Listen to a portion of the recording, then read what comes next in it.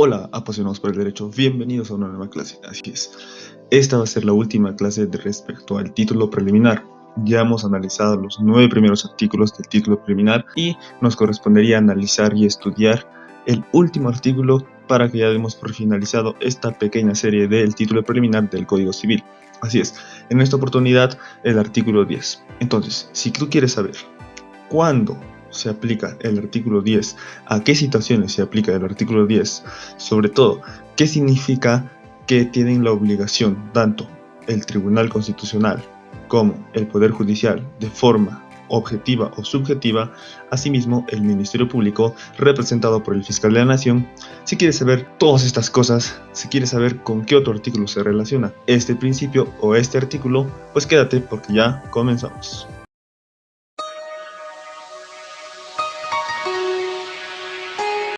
Entonces, antes de empezar, no te olvides visitar los enlaces que te dejo en la descripción del video, porque ahí vas a encontrar interesantes enlaces que te van a llevar ya sea a la aplicación o a algunas otras herramientas que te estoy dejando. Así que descárgate también porque ahí está la aplicación oficial en donde vas a tener herramientas para que puedas explorar todo el mundo del derecho. Bien, sin más dilación, vamos a comenzar. Antes de empezar, antes de adentrarnos a lo que vendría a ser ya el análisis del artículo 10, tenemos que entender lo siguiente, que el artículo 10 se va a relacionar íntima y estrechamente al artículo 8 que ya habíamos analizado.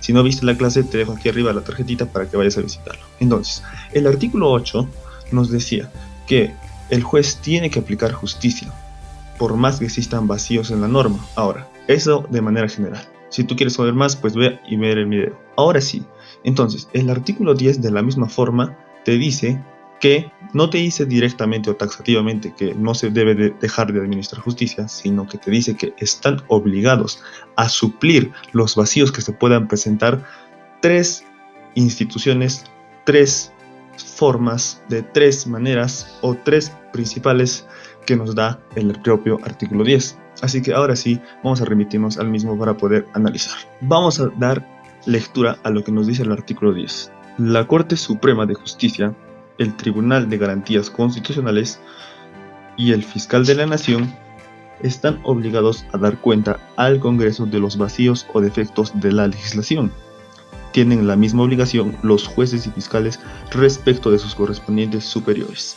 Bien, la primera parte del articulado nos dice que la Corte Suprema tiene que dar cuenta al Congreso de la República los vacíos o defectos que ellos encontrarían, en este caso la sala plena, ¿no? Puesto que ellos son los integrantes y a los que la ley y la Constitución los faculta para que puedan decir, para que puedan plantearles o para que puedan comunicar al Congreso de la República y estos del Congreso pues sacar una norma de ese vacío que estos han advertido en la resolución de sus casos, por una primera parte. Por una segunda parte, la segunda institución pues vendría a ser el Tribunal de Garantías Constitucionales, que bien se llama Tribunal Constitucional.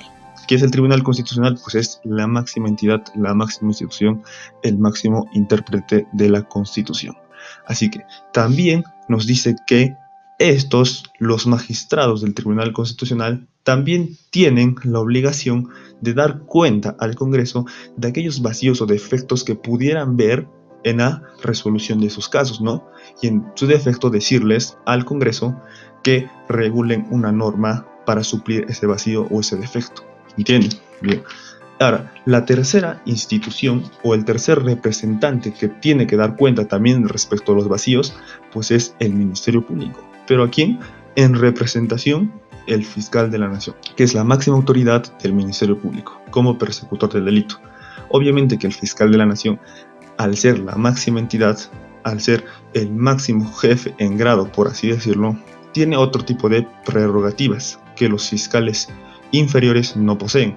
Es por eso que el Fiscal de la Nación puede también dar cuenta de los vacíos que encontrara, o en su defecto, de los vacíos que los fiscales inferiores le llegan y le hacen conocer. ¿Para qué? Pues para que se administre justicia, ¿no?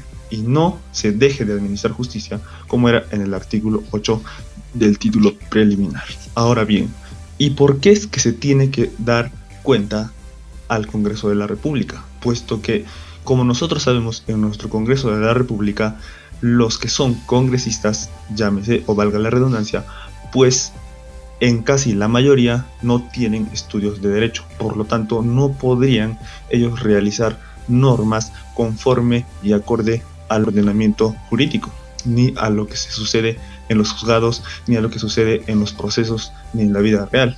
Es entonces que ahí los jueces superiores, por eso es que en un primer momento se le llama a la Corte Suprema, para que pueda plantear o para que pueda coadyuvar para que estos del Congreso puedan plantear una norma de mejor manera y conforme a la realidad y al ordenamiento jurídico positivo, obviamente. Entonces, la razón que la Corte Suprema, el Tribunal Constitucional y el Ministerio Público, en representación del fiscal de la Nación, tienen es que puedan coadyuvar a que se realicen unas normas o unas leyes conformes al ordenamiento jurídico, sin vacíos, que de tal manera traten de suplir todos esos vacíos que se pudieran generar. Bien, entonces, pero también nos dice en el segundo párrafo del mismo artículo 10 un detalle muy importante. Nos dice, tienen la misma obligación los jueces y fiscales respecto de sus correspondientes superiores. Los tres primeros que habíamos visto, tanto la Corte Suprema como el Tribunal Constitucional, como el Ministerio Público en representación, o sea, el fiscal de la Nación, cualquiera de estos tres tienen que dar cuenta al Congreso. Pero en el segundo párrafo del mismo articulado nos dice que los jueces y fiscales deben dar cuenta de estos mismos vacíos o defectos que tiene la ley, pero a sus superiores en grado. No sé si tú conoces los grados, por ejemplo, que posee la Fiscalía, los grados que posee el Poder Judicial, etc. Entonces, más adelante en otro video vamos a analizar los correspondientes grados y así que por eso es que tienes que visitar todos los enlaces que si tú estás viendo esto en un momento en el que ya realizamos el video, pues vete a la descripción y vas a encontrar. Y si no, pues tienes que estar atento porque lo vamos a realizar. Eso a manera de un poco irnos respecto a los grados. Pero, entonces, regresando al tema, tú tienes que saber que existen grados tanto en la Fiscalía como en el Poder Judicial. Vamos a poner un ejemplo. En las fiscalías tenemos fiscales provinciales, fiscales superiores, fiscales supremos y por último el fiscal de la Nación. ¿Me entiendes? Entonces, un fiscal provincial es el fiscal de más bajo rango, por así decirlo. Este fiscal provincial tiene que dar cuenta a su superior, pues este fiscal provincial no va a poder ir al Congreso y decirles, ¿sabes qué? He encontrado este vacío o defecto en la ley. No, sino que le dará esta cuenta a su superior. Llámese al fiscal superior. Y de la misma forma, si el fiscal superior llegara a encontrar un vacío o un defecto de la ley, pues le dirá a su superior, al fiscal supremo. Y de la misma forma, si el fiscal supremo llegara a encontrar un vacío o defecto en la ley, pues le dirá al fiscal de la Nación, y es quien el fiscal de la Nación tomará las medidas, o en todo caso dirá qué es lo que se tiene que hacer, dirá lo que se tiene que plantear, y él ya irá y coadyuvará al Congreso de la República para poder suplir ese vacío o ese defecto. De la misma forma, los jueces nos dicen. También en los jueces existen grados. Vamos a poner un ejemplo. El juez de menor jerarquía es el juez de paz letrado, hablando de materia civil. ¿Ya? Entonces, este juez de paz letrado tendrá que darle cuenta de un vacío o un defecto de la ley a su superior en grado. Vendría a ser un juez especializado, digamos, ¿no? Bueno, si estaríamos hablando, digamos, de un proceso de alimentos, el juez de paz letrado le tendría que dar esta cuenta al juez superior, que vendría a ser a un juez especializado en familia, ¿verdad? O a un juez de familia. Así es. Entonces, es eso lo que nos trata de decir el segundo párrafo del artículo 10. Así que tienes que tenerlo muy en cuenta. Y bien, espero que me haya dejado entender. Este es un artículo que se coadyuva y que se relaciona estrechamente con el artículo 8 del mismo título preliminar.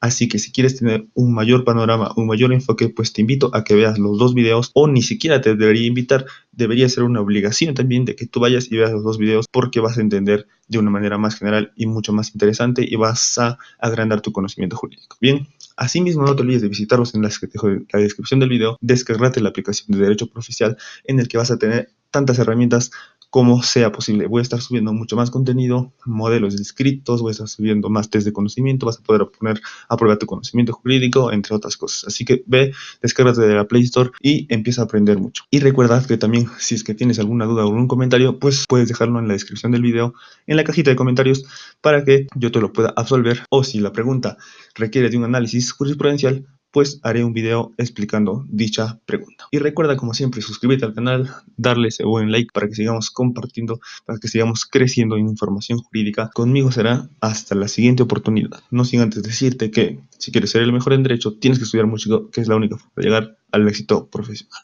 Conmigo será hasta la siguiente clase, que ya va a ser de acto jurídico. Chao.